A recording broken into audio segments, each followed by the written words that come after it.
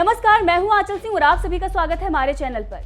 UP की राजनीति में विपक्ष हमेशा आवारा जानवरों के मुद्दे पर योगी सरकार को घेरता रहा है। किसान के खेतों को इन आवारा जानवरों की वजह से कितना नुकसान होता है ये भी हमें पता है। इसीलिए यूपी विधानसभा चुनाव 2022 में आवारा जानवरों से किसानों को होने वाली परेशानियों को अखिलेश यादव ने एक बड़ा मुद्दा बनाया था। लेकिन अखिलेश यादव योगी के सामने हर मोर्चे पर फेल रहे और योगी आदित्यनाथ ने दोबारा सत्ता संभाली और सत्ता संभालते ही एकदम फुल फॉर्म में नजर आ रहे हैं और अपराधियों माफियाओं के कान पकड़ने शुरू कर दिए हैं और चेतावनी भी दे डाली है कि अगर किसी ने कानून व्यवस्था खराब करने की कोशिश की तो उसका बचना मुश्किल ही नहीं बल्कि नामुमकिन है। इसके साथ ही बचे हुए विकास के कामों को पूरा करने की दिशा में आगे बढ़ रहे हैं। आवारा जानवरों की समस्या का समाधान भी इसी में शामिल है, क्योंकि अब योगी सरकार इस मुद्दे को लेकर पूरी योजना और तैयारी कर रही है कि कैसे आवारा जानवरों से हो रही समस्या को दूर किया जा सके। आपको बता दें कि प्रदेश के पशुधन और दुग्ध विकास मंत्री धर्मपाल सिंह की ओर से बताया गया है कि सरकार जल्द ही आवारा पशुओं की रोकथाम के लिए गुजरात मॉडल लागू करने वाली है और इसे लागू करने के लिए हर गौशाला में भूसा बैंक बनाया जाएगा और 1 साल के अंदर सरकार आवारा जानवरों की समस्या को खत्म कर देगी। वहीं इसके अलावा मदरसों को लेकर भी योगी सरकार नई योजना बना रही है और मदरसों में अब सिर्फ अरबी फारसी नहीं बल्कि तकनीक की शिक्षा भी दिए जाने पर जोर दिया जाएगा। बाराबंकी में एक निरीक्षण के दौरान मीडिया से बातचीत करते हुए योगी सरकार में कैबिनेट मंत्री धर्मपाल सिंह ने आवारा पशुओं को लेकर क्या कुछ कहा है, चलिए आपको सुनाते हैं। प्रदेश में जो चरागाह की जमीनें हैं, जो गौशाला की जमीनें हैं, जिन पर भूमाफियाओं ने कब्जा कर लिया है, उन्हें कब्जा मुक्त कराएंगे और कब्जा मुक्त करा के उन्हें हरा चारा बुवाकर गायों का प्रबंध करेंगे। और जो गौशालाएं हैं, इन गौशालाओं का प्रबंध बहुत बेहतर करेंगे।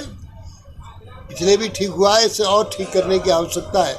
ये चुनौती का जो कार्य है, ये चुनौती नहीं, इसको हम अवसर मानते हैं। इसके अलावा कैबिनेट मंत्री ने कहा कि गाय भारत की आत्मा, आस्था और सभ्यता है। सरकार गायों की नस्ल में सुधार करने के लिए भी योजना बनाने जा रही है, जिससे दूध का उत्पादन बढ़ाया जा सकेगा। तो इस तरह से आवारा जानवरों की समस्या का समाधान योगी सरकार ने ढूंढ निकाला है। अब देखना ये होगा कि योगी सरकार का ये कदम कितना कारगर होता है। वैसे आपको क्या लगता है? आप भी अपनी राय हमें कमेंट करके जरूर बताएं।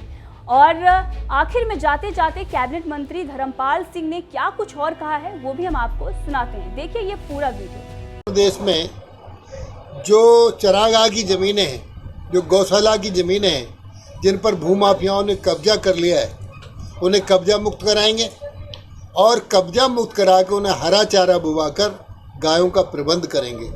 और जो गौशालाएं हैं, इन गौशालाओं का प्रबंध बहुत बेहतर करेंगे। पिछले भी ठीक हुआ है, इसे और ठीक करने की आवश्यकता है। ये चुनौती का जो कार्य है, ये चुनौती नहीं, इसको हम अवसर मानते हैं। और जो गौशालाएं हैं, इनका प्रबंध मेरे भारतीय जनता पार्टी के कार्यकर्ता करेंगे। भाई उसका गोबर उठाएंगे, भाई उसका दूध पिएंगे और भाई सारा प्रबंध करेंगे। और गौशालाओं को हम कमर्शियल पर्पज से चलाएंगे, उनमें गायें भी पलवाएंगे। अभी गायें जो छुट्टा रहती हैं, ना उनका हमको गोबर मिलता है, ना उनको मूत्र मिलता है, ना उनका दूध मिलता है। गाय के अंदर 5 द्रव्य है जिनको हम पंचगव्य कहते हैं। नंबर 1 दूध, नंबर 2 दही, नंबर 3 घी, नंबर 4 गोबर और नंबर 5 मूत्र। ये 5 द्रव्य हैं। इन पंचगव्य को इकट्ठा करके गोबर अलग करेंगे, मूत्र अलग करेंगे, दूध अलग करेंगे, दही अलग करेंगे, घी अलग करेंगे, तो गौशालाओं को कमर्शियल पर्पज से भी चालू करेंगे।